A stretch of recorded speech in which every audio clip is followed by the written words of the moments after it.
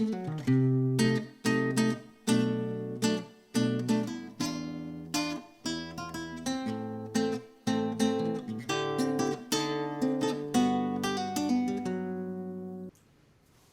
galera, tudo bem? Vocês lembram da história da magia do alfabeto que eu contei para vocês há poucos dias?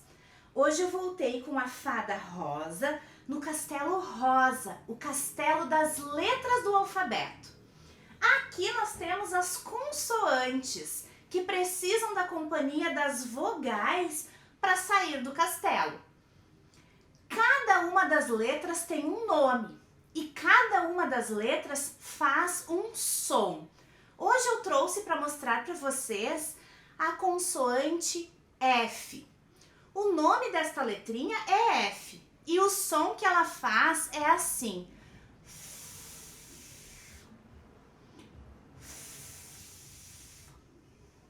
Cada uma das letras faz um som.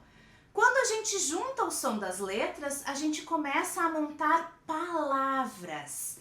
Tem outras letras que vocês já conhecem os sons. Vamos começar a juntar os sons das letras? O F faz... Quando eu junto o F com o A, eu vou fazer Fá. Fá. Se eu juntar o F com o E, como vai ficar? Fê. Fê. Juntando o F com o I, eu vou fazer Fi. Fi. Juntando o F com o O, eu vou fazer Fô. Fô.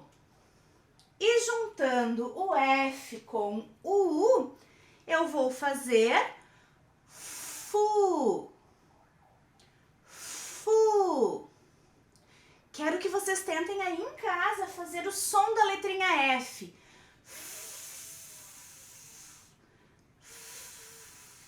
Certo? Até mais!